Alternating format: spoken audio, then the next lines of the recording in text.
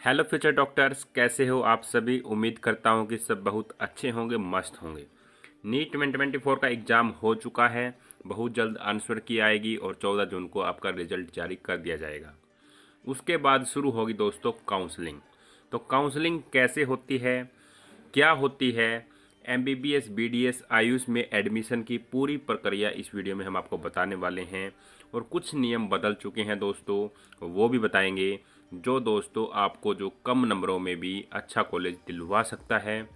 और सही choice filling अगर दोस्तों आप कर लेते हैं तो आपको कम नंबर में भी अच्छा कॉलेज मिलने के चांसेस बन जाते हैं। इस वीडियो को देखने के बाद काउंसलिंग से रिलेटेड आपका कोई भी डाउट नहीं रहेगा, इसलिए इस वीडियो को शुरू से लेकर अंत तक जरूर देखिए। और अगर चैनल पर पहली बार विजिट कर रहे हैं और चैनल को अभी तक सब्सक्राइब नहीं किया है तो अभी के अभी सब्सक्राइब जरूर करें। तो चलिए दोस्तों, अब जान लेते हैं काउंसलिंग क्या होती है। काउंसलिंग एक कॉमन प्लेटफॉर्म होती है आपको एमबीबीएस बीडीएस आयुष में एडमिशन लेने के लिए। यानी कि अगर आपको किसी कॉलेज में एडमिशन लेना है तो आपका नीट का एग्ज़ाम देना ज़रूरी है, उसे क्वालिफाई करना ज़रूरी है। उसके बाद दोस्तों आपको जो है काउंसलिंग के थ्रू ही एडमिशन मिलता है किसी भी कॉलेज में, या फिर सीट मिलती है किसी भी कॉलेज में। तो दोस्तों काउंसलिंग कैसे होती है ये जान लेते हैं। काउंसलिंग मेनली दो टाइप की होती है दोस्तों। नंबर एक है आपकी सेंट्रल काउंसलिंग, जो 15% कोटे पर की जाती है। यानी कि किसी भी कॉलेज के अंदर 15% यानी 100 में से 15 सीटें जो है वो सेंट्रल काउंसलिंग के अंडर आती है। यानी उन सीटों पर कोई भी एडमिशन ले सकता है पूरी इंडिया से, चाहे वो बिहार का हो यूपी का हो। तो 15% सीटों पर कोई भी स्टूडेंट एडमिशन ले सकता है। इसकी वेबसाइट है www.mcc.nic.in। इसके बाद दूसरा जो टाइप है दोस्तों वो है स्टेट कोटा, जहां पर 85% सीटों पर काउंसलिंग होती है। यानी कि कोई कॉलेज है, उसकी 85 सीटें उसी राज्य के स्टूडेंट को जो है उसमें एडमिशन मिलेगा। यानी कि इसमें स्टेट डोमिसाइल होना आपके पास ज़रूरी है। तो और अलग अलग स्टेट के अलग अलग रूल होते हैं दोस्तों काउंसलिंग के, वो हम आगे आने वाली वीडियोज में डिस्कशन करेंगे। तो मेन जो है आपको यही समझ आया होगा कि 15% सीटों पर सेंट्रल काउंसलिंग होती है और 85% सीटों पर स्टेट काउंसलिंग होती है। उसके अलावा दोस्तों BAMS BSMS BUMS BHMS courses के लिए आपको काउंसलिंग करवानी है तो आपको जो है www.aaccc.gov.in के माध्यम से आप जो है यहाँ पर एडमिशन ले सकते हो। यानी कि इस वेबसाइट पर रजिस्ट्रेशन आपको करना होता है।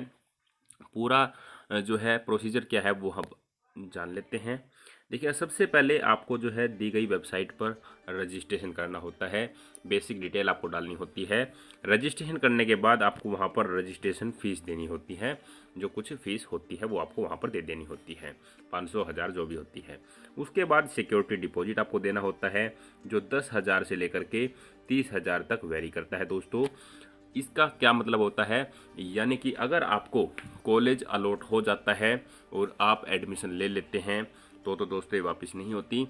लेकिन अगर आपको कोई कॉलेज अलॉट नहीं होता है और जो है, या फिर आपको कॉलेज अलॉट हो जाता है और आप उसमें एडमिशन नहीं लेते हैं तो ये आपको जो है रिटर्न नहीं की जाती है, ये सिक्योरिटी आपकी जब्त हो जाती है। इसके बारे में जब काउंसलिंग स्टार्ट होगी, जब अच्छे से इसके बारे में हम आपको बताने वाले हैं। इसके बाद दोस्तों डॉक्यूमेंट वेरिफिकेशन इफ़ एप्लीकेबल। अगर आप जो है किसी स्पेशल कैटेगरी से बिलोंग करते हैं तो आपका जो है डॉक्यूमेंट वेरिफिकेशन होता है। मेरिट लिस्ट पब्लिकेशन, उसके बाद दोस्तों मेरिट बनती है कि कौन से बच्चे को कौन सा कॉलेज यहाँ पर मिलेगा। तो मेरिट लिस्ट पब्लिश होती है। उसके बाद दोस्तों चॉइस फिलिंग। चॉइस फिलिंग आपको करनी होती है, वो किस तरीके से देखिएगा। सबसे टॉप में आपको जो है दोस्तों 1 2 3 4 5 मान के चलो आप 5 कॉलेजेस फिल कर रहे हैं, लेकिन आपको तो कम से कम जितने ज़्यादा हो सके उतने कॉलेजेस फिल कर देने हैं दोस्तों, जिनकी फ़ीस कम हो या गवर्नमेंट कॉलेजेस हों।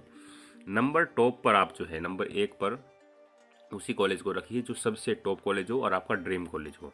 नंबर 2 पर आप जिसे सेकंड प्रायोरिटी देना चाहते हैं, यानी कि अगर इस कॉलेज में आपको एडमिशन ना मिले तो आप इसमें लेना चाहते हैं, अगर इसमें ना मिले तो इसमें लेना पड़ता है। इस तरीके से आपको जो है ये ऑर्डर सेट करना है कि यानी कि सबसे कम फीस वाला और सबसे बेस्ट कॉलेज आपको सबसे टॉप में रखना है, फिर सेकंड नंबर पर, फिर थर्ड पर। ये लिस्ट हम आपको जो है बिल्कुल फ्री ऑफ कॉस्ट प्रोवाइड करवा देंगे। इसके बाद आपको सीट अलॉटमेंट होती है दोस्तों कि आपको कौन सी सीट इनमें से मिली है। उसके बाद रिपोर्टिंग एंड एडमिशन आपको जो है लेना होता है। किस तरीके से होते हैं दोस्तों, देखिएगा। सबसे पहले all India quota round 1 start होता है, फिर स्टेट राउंड 1 स्टार्ट होता है, फिर all India quota round 2 start होता है, फिर स्टेट राउंड 2 स्टार्ट होता है, फिर ऑल इंडिया कोटा राउंड 3, फिर स्टेट राउंड 3 या फिर मॉपअप राउंड, फिर ऑल इंडिया कोटा स्ट्रे, फिर स्टेट स्ट्रे। इसके बाद भी सीटें खाली रह जाती है तो special all India quota stray and special state stray round होता है। और स्पेशल स्ट्रे राउंड जो होता है वहाँ पर आपने देखा होगा कि बिल्कुल कम नंबर में भी एडमिशन मिल जाता है। उसके बारे में भी जानेंगे। सबसे पहले जान लेते हैं जो रूल चेंज हुआ है अब की बार।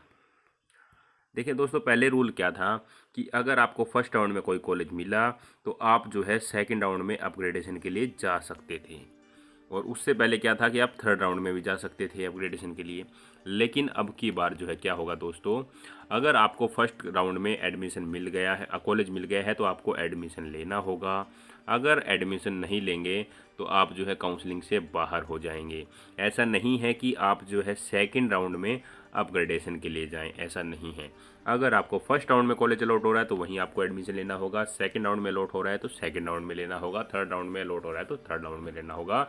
यानी यहाँ अपग्रेडेशन का कोई रूल नहीं है जो पहले होता था। इसका मतलब क्या है दोस्तों, कॉलेज में जितनी भी सीटें होंगी वो सारी फिल होती जाएंगी और वैकेंट सीट नहीं रहेगी, जिसके कारण दोस्तों जो 1 नंबर 2 नंबर 4 नंबर से स्टूडेंट्स रह जाते हैं, अब उनके लिए मौका बन जाएगा कि उनको भी अब की बार क्या पता सीट मिल जाए, क्योंकि वैकेंट रहने के कारण वो जो है चूक जाते थे एमबीबीएस में एडमिशन लेने के लिए, और बाद में जो खाली सीटें रहती थी उनको जो है हिडन फीस के द्वारा भर दिया जाता था। लेकिन अब ऐसा नहीं हो पाएगा, अब प्योर और ट्रांसपेरेंसी के द्वारा काउंसलिंग की जाएगी। ये तो है रूल में बदलाव दोस्तों। साथ में स्पेशल स्टे राउंड क्या है दोस्तों, स्पेशल स्टे राउंड अगर मान के चलो लास्ट राउंड में भी कुछ सीटें वैकेंट रहती है तो उनके लिए आपको जो है कुछ ऐसे कॉलेजेस होते हैं जो प्राइवेट होते हैं लेकिन कम फीस पर एडमिशन ले लेते हैं दोस्तों, उनके अंदर क्या होता है स्पेशल स्टे राउंड होता है, और वो कॉलेज के अंदर ही नोटिस लगता है, यानी कि फिजिकल अपीयरेंस के थ्रू वहाँ पर जो है स्पेशल स्टे राउंड में सीटें दी जाती हैं। तो वो जानकारी हम आपको देंगे कि कब किस कॉलेज के अंदर स्पेशल स्टे चलेगा।